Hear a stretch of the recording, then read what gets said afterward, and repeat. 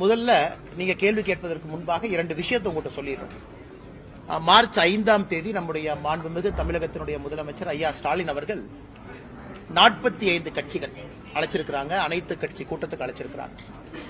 அதிலே பாரதிய ஜனதா கட்சி நாங்கள் எல்லா ஆலோசனை செய்த பிறகு அந்த கூட்டத்திலே பங்கேற்பதில்லை என்று முடிவு செய்திருக்கின்றோம். அதற்கான காரணத்தை முதலமைச்சர் அவர்களுக்கு கடிதம் மூலமாக இன்று தெரிவித்திருக்கின்றோம். முதலமைச்சருடைய கடிதத்திற்கு பதில் கடிதத்தை சற்று நேரத்திற்கு முன்பு, சில நிமிடங்களுக்கு முன்பு அனுப்பியிருக்கிறோம். அதுல விலாவாரியாக முதலமைச்சருக்கு பதில் சொல்லியிருக்கோம். அவருடைய கடிதத்துல 3 பக்க கடிதத்துல முதலமைச்சர் அவர்கள் நிறைய கேள்வி எழுப்பியிருந்தாங்க. நம்முடைய தொகுதி மறுசீரமைப்பு மட்டுமல்ல, மொழி பிரச்சனையிலிருந்து, தேசிய கல்விக் கொள்கையிலிருந்து நிறைய கேள்விகள் அதுல இருந்துச்சு. அது எல்லாத்துக்கும் தகுந்த பதில் நாங்கள் அளித்திருக்கின்றோம். அளித்துவிட்டு முதலமைச்சருக்கு அதே நேரத்தில் தெரிவிச்சிருக்கிறோம். ஏன்னா எங்கேயும் கூட எந்த ஒரு மாநிலத்திற்கும் யாரும் அநியாயம் செய்வதாக இல்லை. அதுவும் தமிழகத்திற்கு எப்பொழுதுமே பாரத பிரதமர் நரேந்திர மோடி அவர்கள் அநியாயம் பண்ணவே மாட்டாங்க. அப்படி இருக்கும் பொழுது எதற்காக அனைத்து கட்சி கூட்டத்தை கூட்டியிருக்கிற கேள்வியை நாங்கள் எழுப்பியிருக்கிறோம்.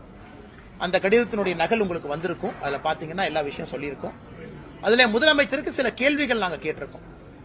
எந்த ஆதாரத்தின் அடிப்படையில் நீங்க சொல்றீங்க 848 சீட் ஒதுக்குவாங்க, அல்லது தமிழகத்திற்கு 22 சீட்டு கொடுக்கணும், ஆனா 10 சீட் தான் கொடுப்பாங்க, எக்ஸ்ட்ரா 12 சீட்டு கொடுக்க மாட்டாங்க. எந்த ஆதாரத்தின் அடிப்படையில், யார் உங்களுக்கு தகவல் கொடுத்தது? ஒருவேளை இவங்க தான் சொன்னாங்கன்னு நீங்க தெரியப்படுத்தினா எங்களுடைய முடிவை நாங்கள் மறுபரிசீலனை செய்ய தயார்.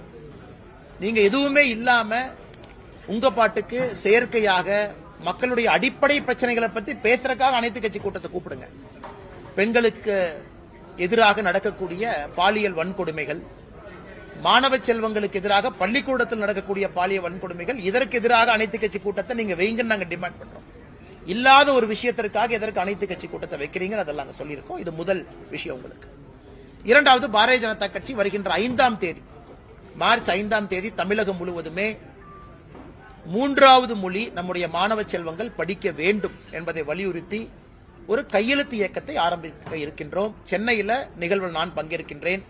தமிழகம் முழுவதும் நம்முடைய டிஸ்ட்ரிக்ட் ஹெட் குவார்டர்ஸ்ல பாரதிய ஜனதா கட்சியினுடைய மூத்த தலைவர்கள் பங்கேற்பார்கள். அன்னைக்கு ஒரு வெப்சைட்டும் லான்ச் பண்றோம். 2 விதமாக இந்த கையெழுத்து இயக்கம் நடக்கும். இன்னைக்கு காலையில சென்னையில நம்முடைய தலைமை அலுவலகத்தில் அண்ணன் கரு நாகராஜன் அவர்கள், மாநிலத்தினுடைய துணைத் தலைவர்கள், எல்லா தலைவரோடு சேர்ந்து பத்திரிகையாளர் சந்திப்பு நடத்தியிருக்கிறாங்க.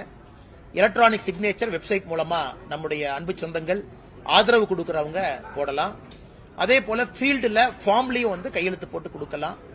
இது மார்ச் 5ஆம் தேதி ஆரம்பிக்கப்படக்கூடிய இயக்கம் மார்ச், ஏப்ரல், மே கடைசி வரை முழுமையாக இந்த இயக்கம் நடக்கும்.